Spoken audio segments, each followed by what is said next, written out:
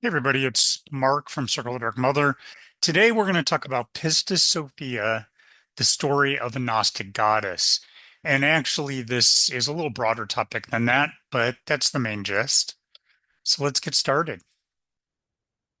So Pistis Sophia, the text. Pistis Sophia means faith wisdom and is a Coptic text that is estimated to have been written in the 3rd or 4th centuries CE. This text was discovered in 1773 and is set after the resurrection, where Yeshua, the Gnostic name for Jesus, because that would have been his name in Aramaic, which is what he would have spoken if he lived at the time that he's said to. He is in discourse with the disciples, including Mary, his mother, and Mary the Magdalene. Um, it's considered Gnostic because it's not included in the biblical canon, and it discusses enlightenment and the divine feminine, both of which are primary Gnostic theology. Most of the text discusses the story of a divine feminine figure named Pistis Sophia, faith wisdom, and her struggle for enlightenment. The last section of the text is probably not original and does not share any cosmology with the previous portions. And in fact, it's pretty homophobic and sort of um, not in line with a lot of Gnostic teachings. So I pretty much just ignore the last section. It was probably added much later and by a different author. During the discourse where Yeshua was talking, most of the discussion is with Mary Magdalene.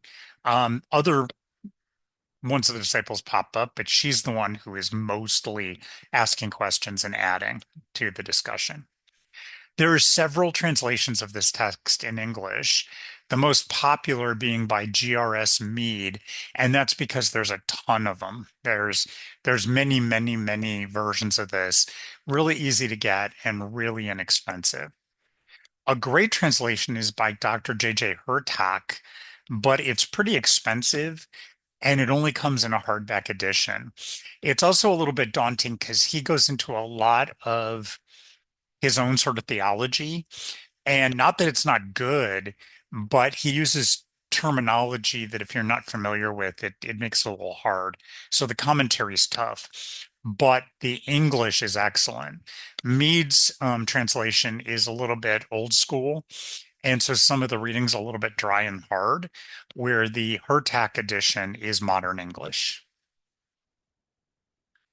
The myth of Pistis Sophia. The story of Pistis Sophia starts with a divine feminine figure named Faith Wisdom, existing in a place beyond creation, but not quite at the level of full enlightenment. She is often considered the created Sophia versus the Divine Mother. She can see the divine light and yearns for it, striving to find her way based on her pure desire for enlightenment and for the light. Unfortunately for her, the archons are watching her. Gnostic tradition teaches of a third class of spiritual beings that are not angel and not demon, but instead called archons. These beings are like the Shadim in Judaism, which are human spirits who never received a body, or the Jinn in Islam. They are called the rulers of this world who scheme and plot to keep humanity spiritually and emotionally stuck because they feed on our duality and our emotions. The archons see Pistis Sophia's light and covet it. They want to consume her energy at all costs to further their desires. The archons scheming. The archons see Pistis Sophia's desire for the divine light and decide to trick her so they can steal her power. They create a super archon named Yaldabaoth. He is considered a demiurge or false creator. Sometimes Yaldabaoth is used in the name of the evil god of creation, which is demiurge or demiurgos, typically in Gnosticism, or sometimes as the dark child of Sophia, who was created in ignorance. In this, Yaldabaoth is sort of a chief archon, so sort of a king of the archons. He's depicted as having a lion's head. This is because the lion was used by Gnostics as the symbol of bestial ego and king of our internal beast. They send Yaldabaoth to distract Pistis Sophia. She sees his false light, and since it's close, it looks really bright, and she turns to follow him. He takes her into the lower realms, getting her stuck in physical matter, unable to free herself. The archons then attack and start to take her light and her power for their own. The repentances. Pistis Sophia starts crying out for help and freedom. She issues 13 statements that are called repentances. Six of these statements are self-deprecating, blaming herself for her predicament, and in a really, really harsh way, while six more are blaming everybody else for her problems. The 13th repentance is balanced in compassion, meaning the middle pillar in Kabbalah, where she sort of recognizes her part and the part of the archons and just sort of the nature of how things work. After the 13th repentance, where she has found middle ground, which is the path of enlightenment, the Christos, or anointed one, or the embodiment of enlightenment in the form of Yeshua comes to her aid and lifts her out of the physical world. Now, this is not Yeshua as a human, this is a spiritual form. It's also important to understand that Yeshua of the Gnostics does not resemble the Jesus of the traditional Christian church, as he's not the sole child of God, but considered the embodiment of enlightenment that all humans will achieve.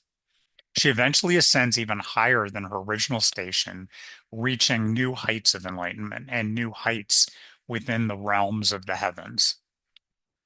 The meaning of Pistis Sophia. The story of Pistis Sophia is meant to be all our stories. She represents our soul that is birthed in the highest realms of the cosmos, but falls into matter so that we can become individuals and experience creation. Gnostics believe that during our time on Earth, we are fed upon by the parasitic archons to keep us trapped in the physical world. Depending on the school of Gnosticism, this can be a good thing, giving us time to develop, or a bad thing because it's like a prison. And you can really see both sides of that. But in a non-dual awareness, you have both with the idea that it is sort of a prison, but you need to be here to work through your individuality. We will sway back and forth between mercy, abundance, and severity, restriction as we grow and develop, eventually finding the middle pillar of compassion, just like Pistis Sophia did. Once we balance our energy and find enlightenment, we are liberated from the process of reincarnation in the physical world and come to a place of choice, rising back into the heavens to be who we have always been. But now we are consciously completely us instead of unconsciously in the world in each incarnation, forgetting about all the times we've lived and the bigger picture of who we are. I really love Pistis Sophia as a Gnostic myth. It's one of my favorites. And really, just recommend that if you get a chance to read it, especially in one of the more modern translations, it's well worth it. Thank you. Hopefully you enjoyed that, and I'll post more. Thank you.